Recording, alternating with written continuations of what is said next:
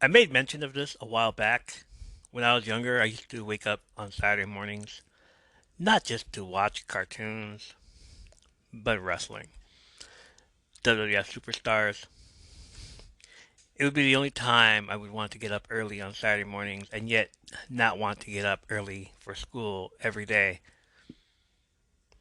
The syndicated TV shows went as follows.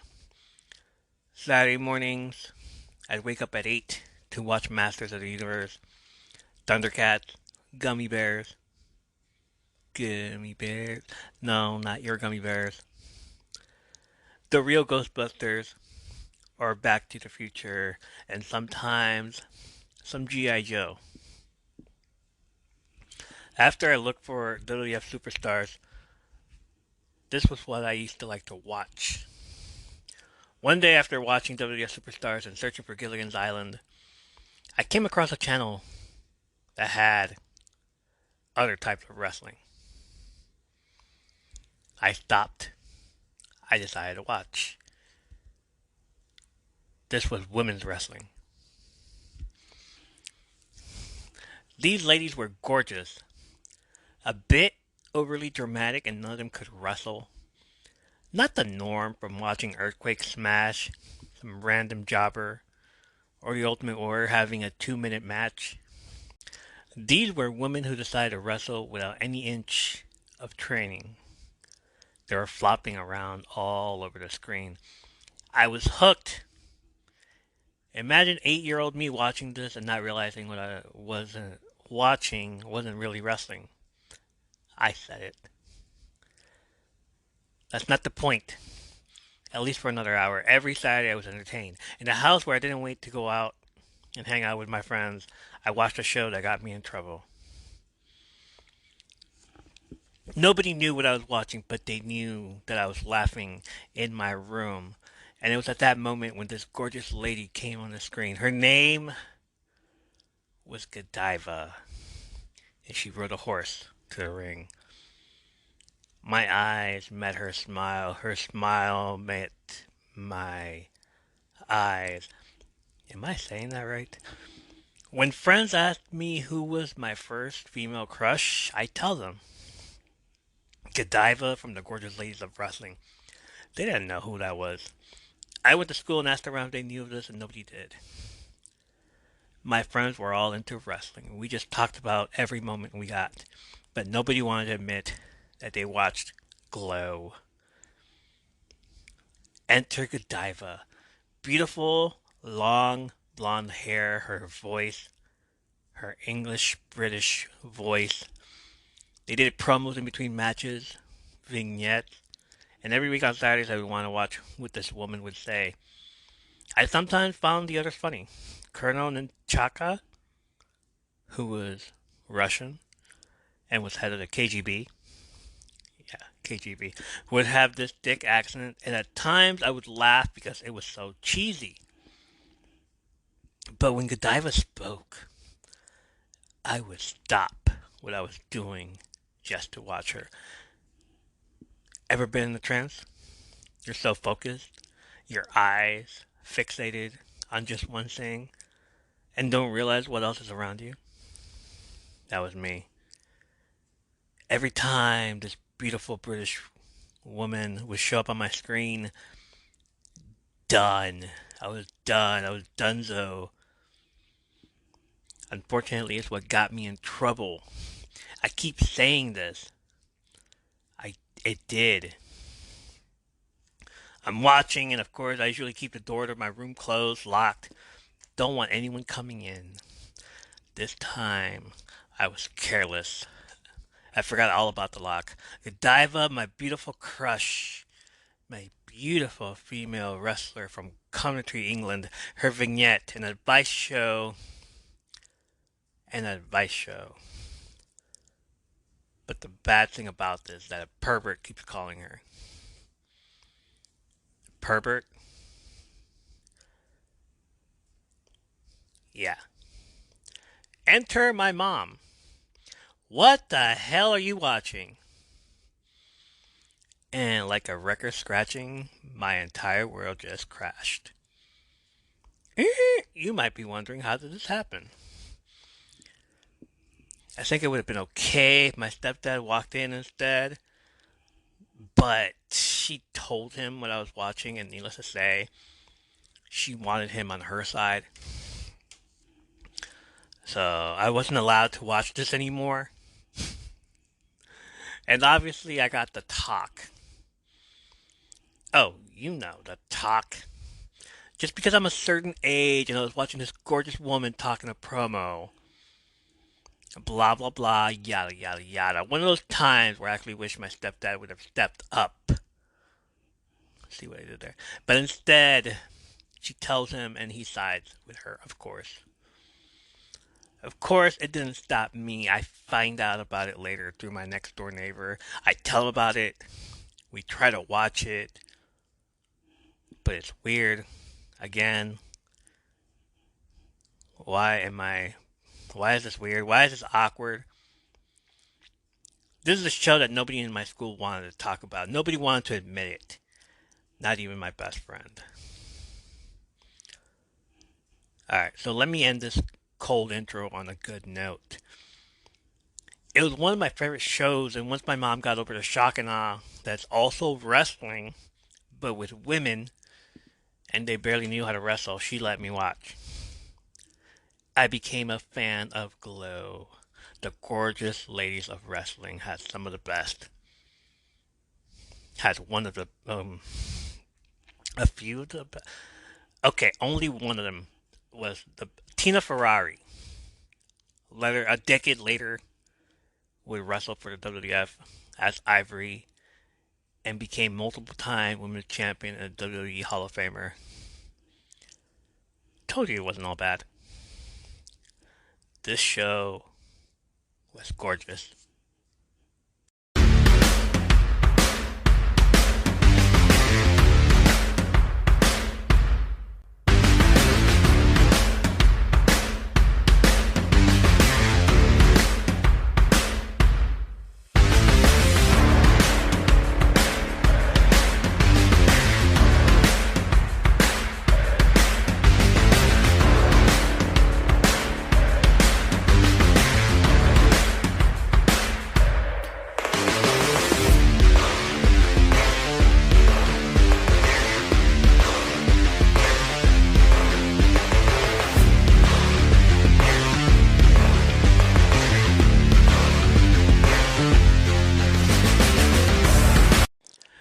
Welcome back, ladies and gentlemen.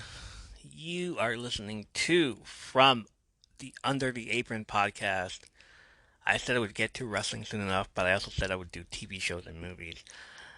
A couple of months ago, I put out a poll on Twitter and wanted to know what the audience wanted to hear more about.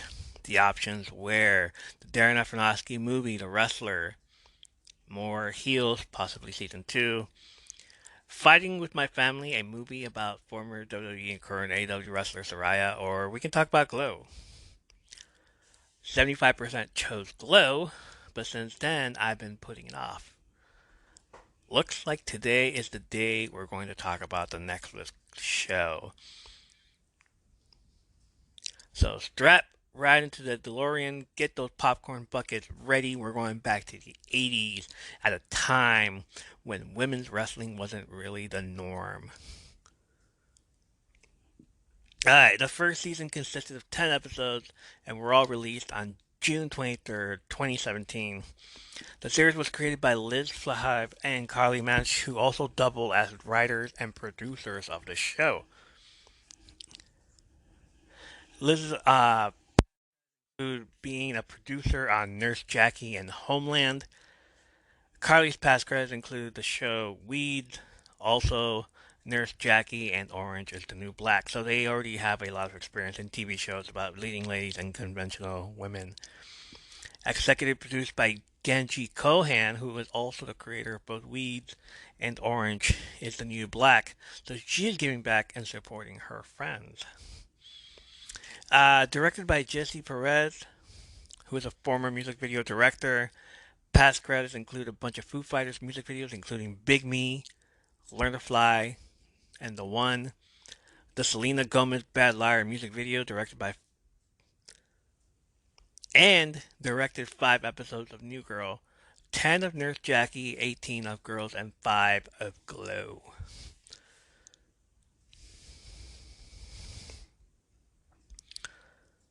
The show was released via Netflix on June 23rd, 2017. The idea for the series came when Flahiv and Mensch, who at this time were looking to make a new female-centric show, came across the 2012 documentary Glow, the story of the gorgeous ladies of wrestling.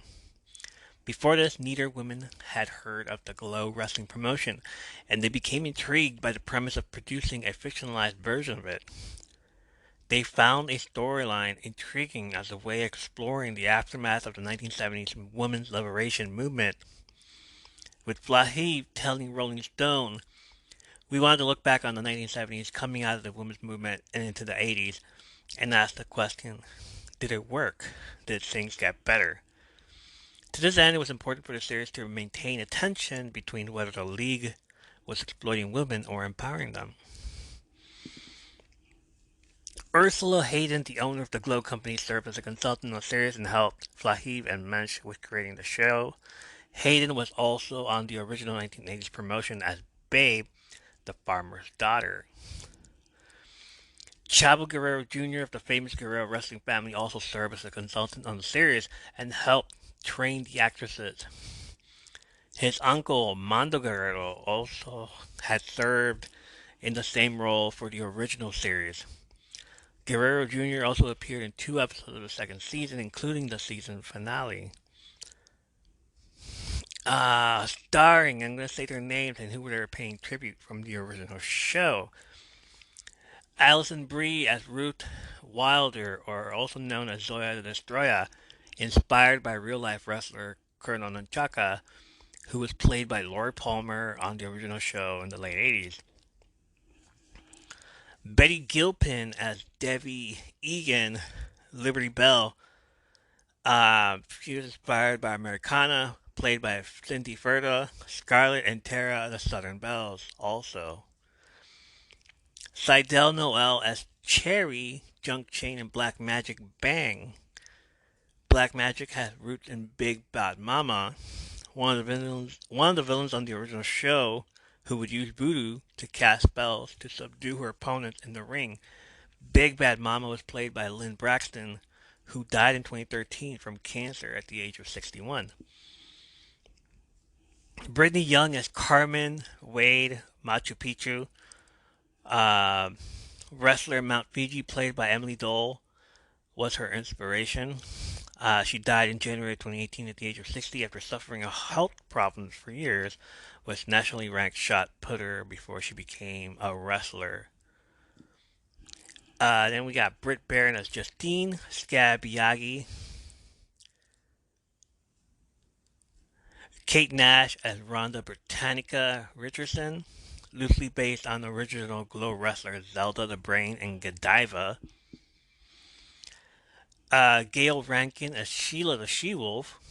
The animalistic wrestling persona was based on Dee Boher's Glow character Matilda the Hun. Sheila wore a lot of furs just like Booher, and they both proclaimed their wild, feral-like demeanor during matches. Kia Stevens as Tammy, the welfare queen. Jackie Tawn as Melanie Melrose Rosen, based on Jeannie Besson's in-ring character Hollywood. Both Melrose and Hollywood clearly took style inspiration from Madonna based on the glitz and glam.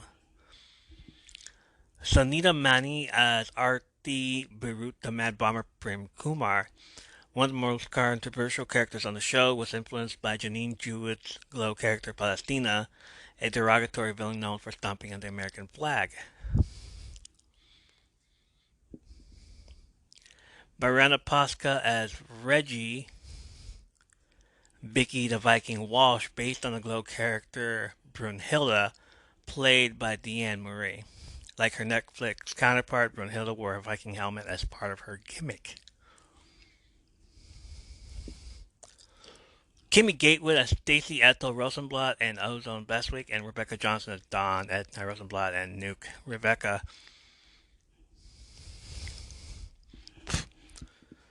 The duo is directly based on the Housewives, a real team from Glow portrayed by Sharon and Donna Weslinski. In Glow Season 2, Donna and Stacey transform the Toxic Twins, Nuke and Ozone, a nod to Sharon and Donna's other characters, the Heavy Metal Sisters, Chainsaw and Spike.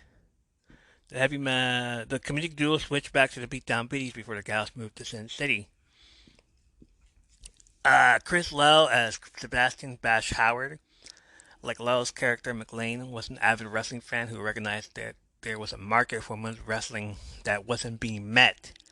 In an interview with Vulture in 2017, McLean said that Netflix show was pretty accurate in representing his relationship with director Matt Zimmer.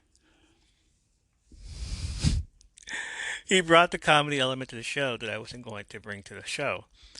I brought the wrestling knowledge to the show that he didn't know.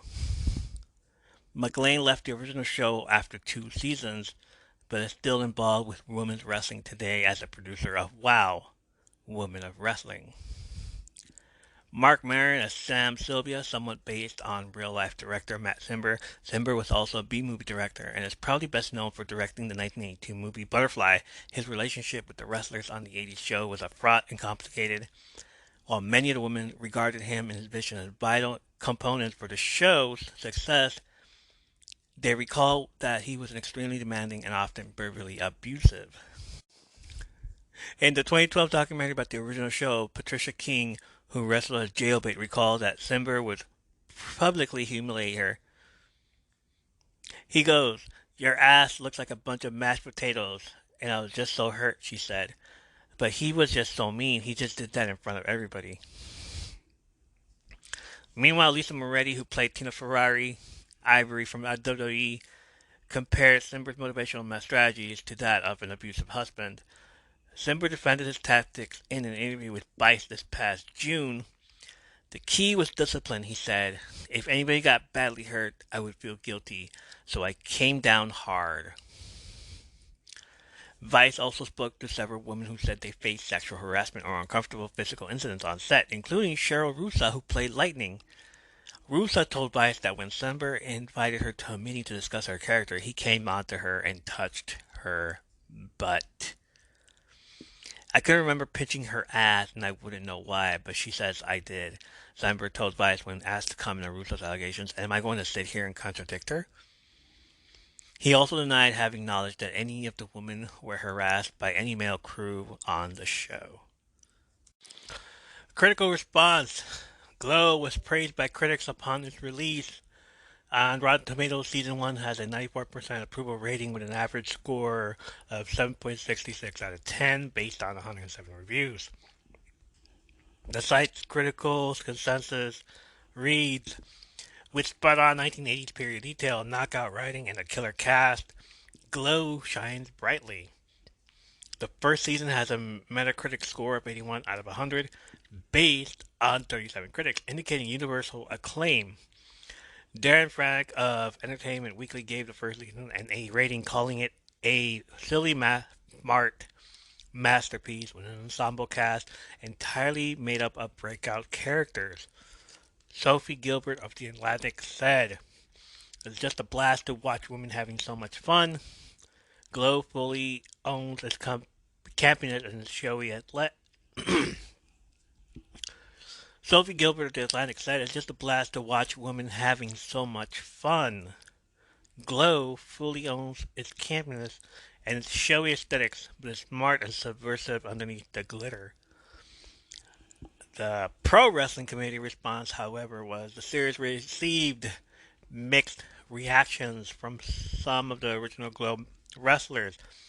Jeannie Basone, who wrestled in the promotion as Hollywood, commented that some of the training in the gym and the outfits they get correct. Patricia Summerland, who played Sunny, the California girl, in the promotion, saw Mark Maron's character, Sam Sylvia, as a stark contrast to original Glow director Matt Zimmer. Eileen O'Hara, who was known as Melody Trouble Vixen, or MTV, felt that the series did not properly acknowledge how groundbreaking they were. Lisa Moretti, who competed as Tina Ferrari, would go on to the greatest fame among Glow alumni as Ivory in the WWE as a three-time WWF Women's Champion during the Attitude Era. said that she was relieved that the series isn't a documentary because it was more entertaining to have a mix between fact and fiction. More positive reaction came from mainstream wrestling figures, including Kurt Angle. Eden Sapienza of Slate noted accurate comparisons between the series and the WWE, as well as the various regional promotions that made up the National Wrestling Alliance during its heyday. Hi everyone, I'm Lisa. And I'm Dawn. And if you've ever watched a TV show and thought to yourself, oh my god, that season finale plot twist was absolutely bonkers. Or seen a movie and thought, wow, I need to talk to somebody about this train wreck immediately. Then we think you'll fit right in with our podcast, I Hate It, Let's Watch It. We watch TV shows like Riverdale and Emily in Paris. And movies like Deep Water, Killer Sofa, Rubber, and Deadly Illusions. And we give them the total rinsing they deserve. It's basically group therapy for movie masochists. So come check us out wherever you stream podcasts. Hey, I'm Mara. And I'm Tara. Together, we are the hosts of Scary Tales and Serials, a new podcast where two mom friends relax and talk about true crime because, face it, momming ain't easy. If you're looking for true crime stories, paranormal tales, cryptids, really anything that makes the hair on the back of your neck stand up, chances are you'll find it right here. Thanks for listening, and we hope you stick around for more Scary Tales and Serials.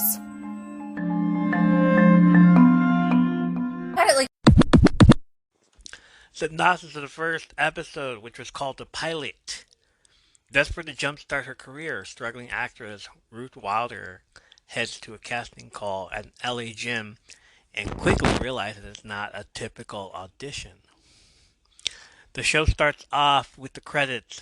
The Warrior by Scandal, featuring Patti Smith, plays.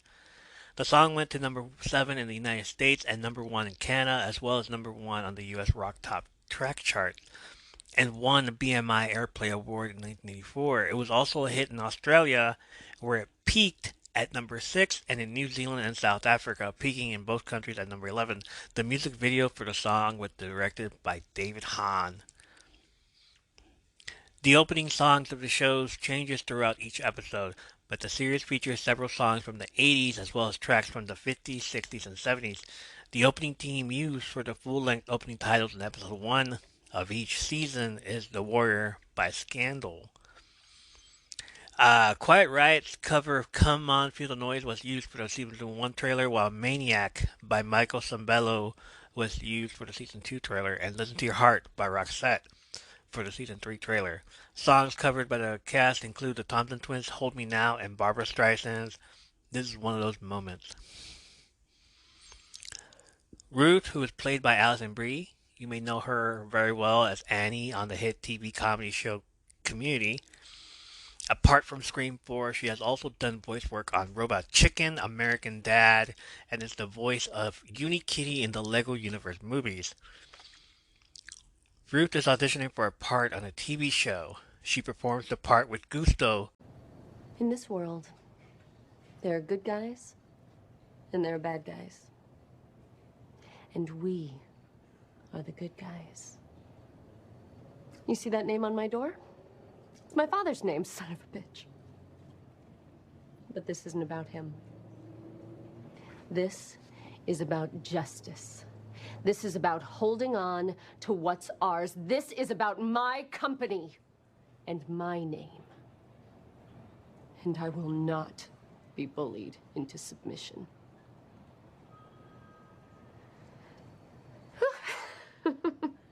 Oh, I just want to say thank you so much for bringing me in for this. There are not roles like this for women right now. It's really, it's really great.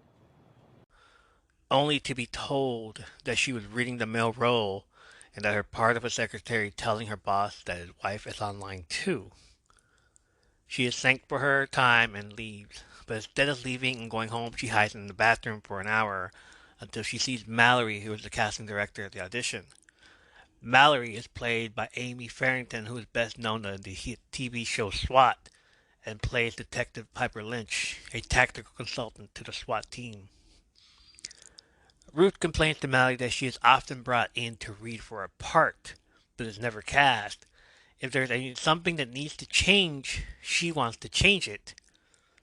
Mallory explains that directors often tell her that they want something real, so she brings in Ruth to show them that it isn't what they want. She suggests to Ruth that she might be good for one of her experimental programs, perhaps erotica, if that's what she's something she's interested in. Ruth says she wants a real part, not porn, not going up to the valley. Mallory says that she's not suggesting she goes to have sex on camera, unless it's something she's interested in. Ruth says what she's interested in are real parts and not secretaries telling powerful men that their wives is online too. Mallory questions if Ruth read the man's part on purpose. Ruth says yes, considering it's the better part. Mal walks away before revealing that they gave it to Steve Gutenberg. This is 1984, so Gutenberg is a big comedy star at the time, starring such as Police Academy franchise, Cocoon, Three Men and a Baby, and Short Circuit. Next scene, Ruth heads to an exercise class, joining halfway through. This is the 80s. Nobody cares, so every movement seemed over-sexualized. Air humping, hip thrusting. If twerking was around, they would probably get away with it there as well. She chats up with a friend named Debbie who is leaking milk from her boobs. Ruth takes off her jacket and hands it over to Debbie. I wanted to stop at this scene right here because I noticed somebody in the background. Heather Morris, who plays Brittany Pierce on Glee, is exercising right behind them. I had to look this up. It's an uncredited cameo. Heather Morris is a dancer. She was one of the dancers on the Beyonce Single Ladies music video and even toured with her. Heather did the Single Ladies dance and also got to meet Britney Spears on the show when she did the Womanizer song on Glee. Back to the show, in the locker room. As they're changing and taking off their clothes, Ruth is telling Debbie about how the casting director offered her porn, which Debbie doesn't think she should do unless it's porn Shakespeare. Since Ruth is such a nerd, she would probably enjoy that. Ruth tells her that she doesn't even know if she can pay her gas bill. She has $86 in her bank account, having eaten Cinnamon Toast Crunch for her last 6 meals. But I'm gonna do porn, so things are looking up, she says. Debbie tells her a story of her own acting career and how she found a man who would support her. Ruth says she chooses work. Debbie asks if she wants to have a family, but Ruth replies that to do that, she would first have to get a boyfriend. Debbie picks up her gym bag and is about to go, but Ruth thought they were going out to watch Witness at the Dome. Debbie says she can't leave her newborn son Randy with her mom all day because she'll feed him Funyuns, Fresca, and conspiracy theories. Ruth says it's fine, go enjoy her time with her son, and yells Randy only loves Debbie because of her boobs are full of food. During an interview on a wrestling podcast, Alison Brie joked that Glow's female nudity may have been included to gain male viewership for the female-driven series.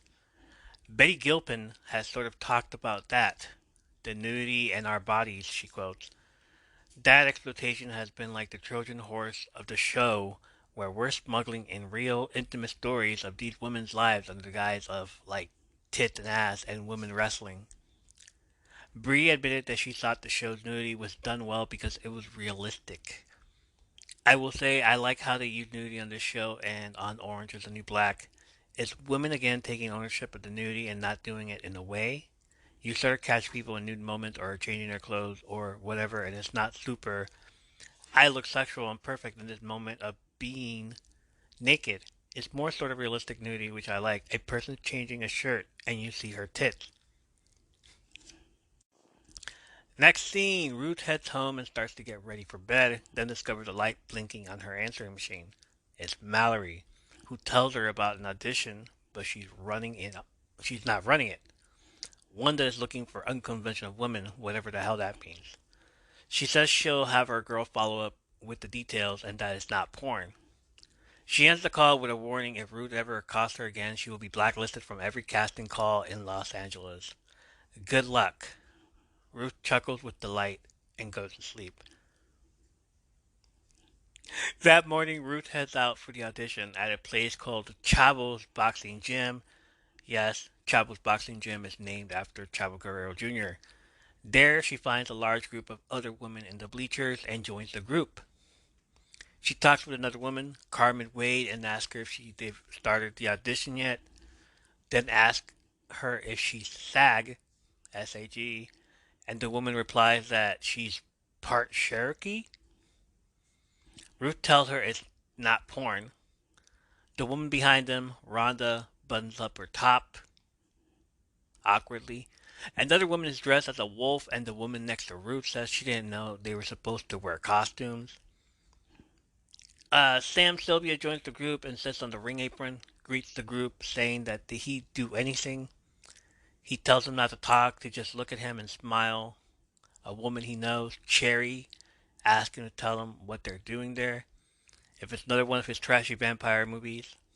He says that it's Glow, a wrestling television show. Sam is played by legendary stand-up comedian, actor, writer, and producer Mark Maron. Mark, who looks like he could be a younger version of legendary Marvel writer Stan Lee, has been in countless of TV shows and movies. Most recently, Mark voiced Lex Luthor on DC's League of Super Pets and was in the Joaquin Phoenix version of Joker. Cherry is played at actress and former athlete Sydel Noel. She has appeared on countless of TV shows like Everybody Hates Chris, Private Practice, Lincoln Heights, Criminal Minds, Bones. Was on an episode of SmackDown and played Samantha Watson on the show Arrow for 8 episodes. Sam says this is a wrestling show. Only ladies, lady wrestling, girl on girl, and they will actually have to wrestle on cable television, viewed by thousands of people. He says just like the big guys, but girls. Artie raises her hand and asks if it's just like Hulk Hogan. Sam says yes, but if one of them turns out to be Hulk Hogan, then he's hit the fucking jackpot. He explains to them that everyone's gonna do tit grabs, cut punches, shrinky dinks, that move that looks like a cat fight but fancy. And did he mention cunt punches? He suggests that anyone with a problem doing a wrestling show leave. A large group leaves, but a fair few still remain. Sam congratulates them on making it through the first round of cuts. They will now give out their headshots as well as sign a waiver. Rhonda starts first, and she is played by Kate Nash, an English singer-songwriter and actress. Nash launched her music career in 2005. Her 2007 single Foundations became a hit and brought her to public attention in the UK. Her debut album, Made of Bricks, peaked at number 1 in the UK and was a moderate international success. Aside from music, Nash has appeared in films such as drama Greetings from Tim Buckley, the comedy Powder Room in 2013, and the comedy drama Syrup in 2013 as well. Movies and feelings. Pop, pop. Bring Your Own Popcorn is a podcast that dives into people and the movies who love them. Let us preach to your choir or stoke your ire as we spiral down memory lane with cult classics, Jurassics, and other genres that rhyme with traffic. What we lack in education, we make up for with comedy, compassion, and camaraderie. I'm your host, Mixtape Majesty, inviting you to join me and an assortment of wonderful guests on fine podcast apps everywhere. Bring your own popcorn.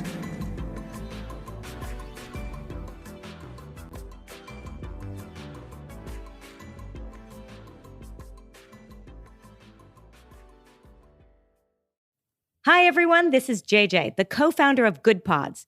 If you haven't heard of it yet, Good Pods is like Goodreads or Instagram, but for podcasts. It's new, it's social, it's different, and it's growing really fast.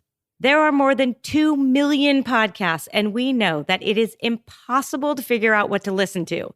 On Good Pods, you follow your friends and podcasters to see what they like.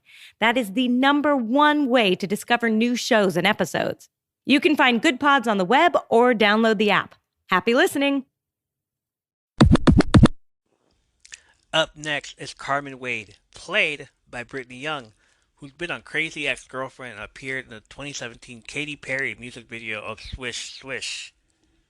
She presents a picture of herself on her birthday. Sam asks why are her eyes closed. She says she can blow candles with her eyes open also. Next up is Cherry. Sam tells her that her resume looks a little thin after 1979. Cherry responds back with movies get a little white after 1979. Sam's seen her stunts. She can kick, punch, she can do horsework, car work. Sam asks her if she can act. She pretends to hold a gun with her hand, pointed at Sam, and tells him to freeze, motherfucker. He says next up. He says next, and up walks Artie Prem Kumar, and he tells her he is going to need her to do the same. Artie's played by Sunita Mani. She's an Indian American actress, dancer, and comedian. She is best known for her television roles as Trenton in the USA Network drama Mr. Robot from 2015 to 2017 and was in the 2022 movie Everything Everywhere All at Once. Next up, Sheila, the she-wolf, who hands Sam her resume and a crumpled up picture of a wolf. Sheila is played by Gail Rankin, a Scottish actress, and also played Emily Dodson in the HBO series Perry Mason in 2020. Her films include The Greatest Showman as Queen Victoria in 2017, Her Smell in 2018, Blow the Man Down, and The Climb in both in 2019. Rankin has joined the cast of the HBO series House of the Dragon for its second season as Alice Rivers. Next up is Melrose, played by Jacqueline Tone. She is an American actress and musician. She is best known for taking part in American Idol Season 8, making it to the top 36, the semifinals. She also took part in the 2011 songwriting competition series Flatten Hit on the Bravo Network. Her films include Deuces Wild, Return to Sleepaway Camp, Gem and the Holograms as Rebecca, and currently she plays Courtney Fortney on both The Boys and Gen V. Moving right along, we meet Reggie Walsh, who says she can throw things. Sam asks if she can throw people, and she says yes. Reggie's played by Mariana Palka. She is a Scottish actress, producer, director, and writer. She is the writer, director, and star of the film Good Dick, which screened at the Sundance Film Festival. Palka wrote, directed, and starred in Bitch, based on a true story from Scottish director R.D. Laing of a mother acting like a dog after a psychotic break. The film made its round in film festivals around the world.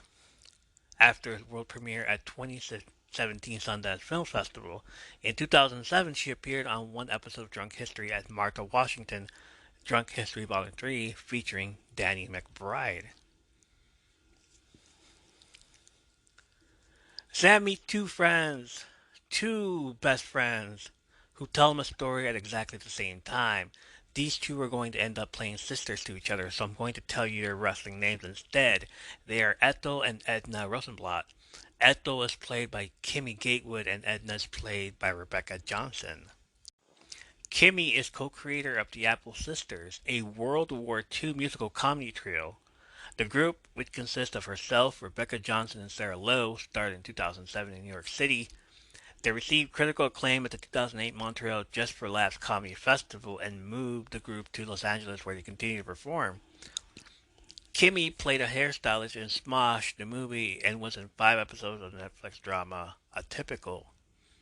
Rebecca is an American actress, comedian, writer, producer from Staten Island, New York. She was featured on MTV's prank show Boiling Point and has been performing with her musical comedy group, the Apple Sisters, along with her Glow co-star Kimmy Gatewood and Sarah Lowe since 2007. She has also been on Crazy Ex-Girlfriend and an episode of WWE SmackDown. Both girls finished talking to Sam, and he exclaimed that he's exhausted. He can't anymore. Next up is a 19-year-old Justine, played by Britt Baron. She has appeared on shows like Awkward, Chicago PD, Grey's Anatomy, Lucifer, and voiced Livewire on Young Justice. She was also the voice of Tifa Lockhart in the 2020 Final Fantasy VII video game remake. Finally, it is Ruth's turn. He asks if she's a real actor, and she lays out her qualifications and claims she has taken extensive clowning workshops. Alison Brie supported herself as a clown before she was cast in Mad Men. She asks how much actual acting there will be on the program as opposed to hair pulling, admitting that she doesn't really know wrestling. She asked if he's hiring actors to play wrestlers or if they're going to be the wrestlers, to which he replies, yes. Yes, to what? He says that she has a face that changes and he's not sure whether or not she's pretty. He keeps repeating her name, then says that's not a great name.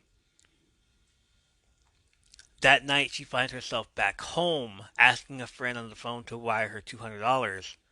She says she got a call back and hangs up. Mark Egan knocks at her window. She tells him to go, but he says that she didn't want anyone to find out about them. As it turns out, he's cheating on his wife, and she no longer wants anything to do with him.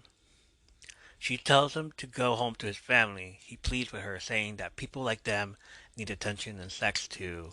His argument works, and they get together and do the deed. Mark is played by Rich Sommer, best known for his portrayal of Harry Crane on the AMC drama series Mad Men from 2007 to 2015, for which he earned 2 Screen Actors Guild Awards along with the ensemble cast. He is also known for his roles in the comedy drama film The Devil Wears Prada in 2006, Celeste and Jesse Forever in 2012, The Giant Mechanical Man in 2012, Hello, My Name is Doris in 2015, and Blackberry 2023, as well as voicing Henry in the 2016 video game Firewatch. He guest starred in a number of Elementary episodes. More recently, he portrayed Detective Dean Riley in the CW crime drama television series In the Dark in 2019. Alison Brie and Rich Sommer also worked together on Mad Men as Trudy Campbell and Harry Crane, respectively. Alison Brie revealed in a Playboy interview that there are a huge group of fans who have had a fixation with her boobs during her career, starting with the show Community, and that many of them have posted online that they wish she would do nude scenes on screen so they could finally see her boobs. But ironically, because of all the fitness training she did for Glow, by the time she was ready to film her first nude scene, she was the most muscular she's ever been, so her boobs are the smallest they've ever been. She says it's sort of like fuck you to the boob fetish people. When she was asked if she's trained to get ready for her very first nude scene in the show, she replied, "Oh, absolutely. I definitely did some push-ups and sit-ups in my room to bump up the right muscles beforehand. I passed on a lot of projects that had nudity, but I was obsessed with getting Glow. I hadn't been anti-nudity, I just really took a strong stance in wanting to find a project that I had felt merited the nudity it wanted me to do. Nudity is a part of the show, and I had no hesitation. I loved the character. I understood why they wanted it. Getting naked on camera is like ripping off a band-aid. The hardest part is the transition from being in your robe to being naked on set. Once I was asked, it kind of reminded me of my nudist days from college and that feeling of, oh yeah, I love my body and this is fun and silly and it's fine." She does have really nice boobs though. And I remember watching her on Community. What was that? They Annie's boobs. That's what they called her. Oh, that's what they called the monkey. Annie's boobs. Next scene that morning. Next scene that morning, Ruth returns for the casting. Sam introduces Salty Johnson, who is to present the basics of wrestling maneuvers. Salty is played by professional wrestler John Hennigan, better known in WWE as John Morrison or Johnny Mundo in the Indies. He is best known for his tenure in WWE, Impact Wrestling, and Lucha Underground. Hennigan currently makes appearances for All Elite Wrestling as Johnny TV, Lucha Libre AAA Worldwide as Johnny Caballero, and Major League Wrestling under his real name. He also makes appearances for the independent circuit under various ring names. As the women demonstrate the maneuvers, Sam starts cutting some on the spot. Ruth, however, makes the early cut. Ruth chats with Carmen, suggesting that they come up with a backstory, something that is driving them. She says they have to go above and beyond, though the women seem confused at best. As they get up to perform, Ruth performs a skit about stolen bread. Carmen's acting is stiff. Sam says he's cutting them both, but she argues that with no scenes, they improvised. He says he's feeling generous, asking her why he should pick her over the other girl. She replies that she's a real actress who will work her ass off. The other woman replies that her dad is Goliath Jackson. Many of the others there seem impressed by this, and Sam is too, saying that Ruth is out. Ruth is unamused, and he would cut her simply because her dad's a science teacher. He says he doesn't have to justify himself. She leaves. The backstory Ruth and Carmen used during their in-ring trial involving Ruth stealing a loaf of bread and Carmen pursuing her for the theft is taken from Les Miserables.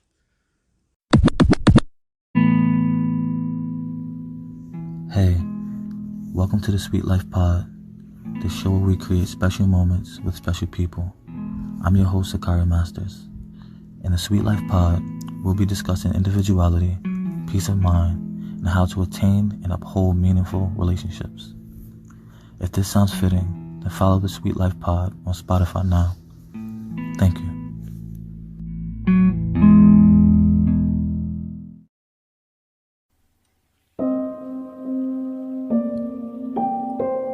There are still a lot of things in this world that we all need to learn. Oftentimes, these things may seem trivial, but lessons nonetheless. It's been many years, and now it's time that I told you how it all began. It started with a virus, and no, not the one you're thinking of. This virus came so quick, there was no way we could have prepared for it. Everyone was still focused on COVID-19 when it struck. Some believed it was a variant, but they were wrong. Before we knew it, the world was thrown into chaos. Riots broke out in almost every major city. Looters began taking whatever they could, even each other's lives. People lost loved ones, they lost homes, and some lost themselves. After about 2 weeks, civilization had crumbled into a land of lawlessness. Everything seemed lost, until I found you. That's when we gained the one thing we all desperately needed. Hope. On April 15th, 2022, my heart began to beat with a purpose once again. This is the story of raising hope.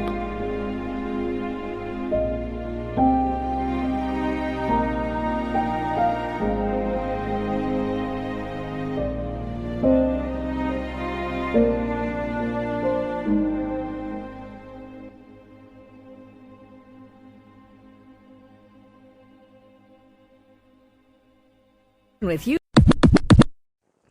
Later that day, she is accosted by a group of rowdy youth calling themselves the Los Angeles Death Squad.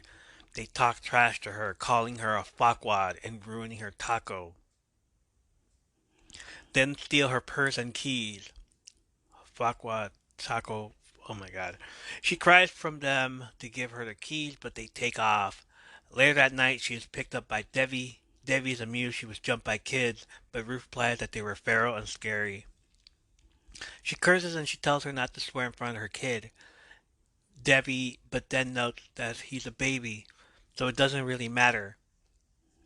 She says she has a spare key to Ruth's apartment. She looks for the key and notices she has a picture of her family, which in turn is a reveal of Mark is Debbie's husband, and he's cheating on her with her best friend. Debbie invites Ruth over to dinner, but she says she has a scene study class. At the scene study class, they are reading Cat on a Hot Tin Roof. A man named Neil falls asleep. She chastises him for falling asleep when she has nowhere else to go. That night, she watches a few wrestling matches involving Hulk Hogan and Ric Flair. This is 1985, so it must be the WWF World Champion at the time. The Incredible Hulk Hogan feuding with Andre the Giant and many others at Madison Square Garden, and Ric Flair was the NWA World Heavyweight Champion, going up against Rick Martel. Ruth dresses up, imagines herself as a wrestler. She practices moves and some promos, yelling to take your vitamins and say your prayers, brother. That morning, she returns to audition in costume, telling him he's wrong about her. She steps in the ring, tosses off her cape, and recites lines from a scene study the night before, Cat on a Hot Tin Roof. Then Debbie comes in, shouting at her with the baby in her hand, asking if she slept with her husband Mark. Ruth nods, admitting that she did. Tammy walks up behind Debbie and asks if she could hold the baby while Deb goes in the ring and slap Ruth. Tam is played by Kia Stevens, an American actress and semi-retired professional wrestler. She is best known for her time with Total Nonstop Action Wrestling, Impact Wrestling under the ring name Awesome Kong. She also worked with Ring of Honor, Shimmer Women's Athletes, All Elite Wrestling, and with WWE under the ring name Karma. Both Ruth and Debbie wrestle, and Sam seems into it. Debbie slaps her, saying she doesn't know what she's supposed to do. Ruth asks if they can go somewhere to talk about it, but Debbie replies that she wants to kick her ass and then never see her again. The two fight, the audience wondering if it's real or if they should care. The scene becomes an imaginary scenario from Sam, in which the two are fighting before a live crowd, set to journey separate ways, worlds apart. The crowd's enthralled. Back in the audition, Salty asks Sam if they should call it. Sam says yes, and Salty gets in the ring and the match is called. Ruth, pinned on the ground by Debbie, is counted out. 1, 2, 3. Holy shit, that was a great episode. Felt the slap felt so good, apparently. First reaction was that I loved it. I wanted to watch more of it that night, so I binged the entire show. I might have missed a few things, but it's what we're here to do, right? Rewatch and see what we might have missed the first time around. So this second time around it still holds up. I'm still interested in the next coming months. We are going to rewatch all 3 seasons and tell you what else was happening in the 80s around that time, as well as more insights on those guest starring roles. And that's it. That's it for tonight. Hope you enjoyed that episode. Hope you enjoyed that first pilot episode of Glow. And as always, follow us on our socials, support us from Under the Apron on Instagram, Spotify, YouTube, the Threads, Apron_stories on the Twitter. More info on the links on where you can listen or watch in the show notes. Listen to us on Apple, Spotify, or any other audio media you can listen to podcasts on. And because y'all asked for it, y'all been asking for it, we have the merch. We've got some merch. Go buy our merch. We've got some merch. Go buy our merch. It is live and on TeePublic. I have a few options available. We can get the podcast logo from Under the Apron with the ring light shining in the middle of the ring, and the other option is your choice. Get your Fatherless Behavior t-shirts, all in the name of fun. I guess it's a theme song that our friend Dahlia created, and, maybe I'll get her to sing the theme song of the show one day. Who knows? We'll see. Either way, wear them, display them, just because you show signs of sassy and unprovoked fatherless behavior. Link will be in the show notes. There will be a third Fatherless Behavior as we are coming up on the 3rd season of the show. Fatherless Behavior in the front, from Under the Apron logo in the back, just like a mullet. Those will be out in mid-December, just in time for New Year. Don't forget to rate us and leave us a review. And if you feel you want to do a little bit more, go to patreon.com/From the Apron Podcast. Support us on the Patreon. Become a top tier patron and get patron privileges. And I will shout you out at the end of every episode. Like Babel B, Menace Smiling, Damon H, Chanel from the Nurse Texas Podcast, Cloudy November from the Nose Attendant Podcast, Wheezy Soup from the Life of a 30-Year-Old Podcast, I Beloved Sigh from the Sweet Life Pod. I'll have the links to those podcasts in the show notes so you all can check them out. I love them. Others include Dark Fate Creations. Get your Dark Fate Creations candles at darkfatecreations.com. You will not regret it. Mini Mommy Life, Black Heart Beauty, OMG is Ren, Hannah Time, Messenger of Stupidity, Rabbit, Collector of All Things Sentimental, Celestial Moon Goddess, Toasted Bagel, Swifty Ever After, Lisa's Journey, The Sparkly Experiment, Lily Linguini, Age of Shadow 666, The Move, yeah,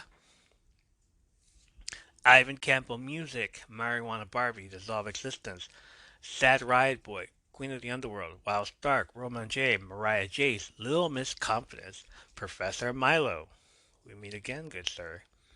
Greenery, I Don't Know One, Lost Shadow 88, Plummy the Chummy, Intrepid Renegade, Knacked 182, Pixel Has Cake, Da Da Da Da Da, Dahlia, Pulse Firemark with his uh, new logo looking Benicio del Toro looking The Hot Couple You Know, School Shout, AVGTH, Lynn's Yay 87, Killing Killjoy, Hey, It's Me, Your Favorite Chick, Jada Samia, Kit Kat Trouble, Narcissus, Just Another Dude, Double Mint Bitch, Life 1995, Cision Biscuits, Tiger Princess, Claudia Ramos Design, Princess and the Weed.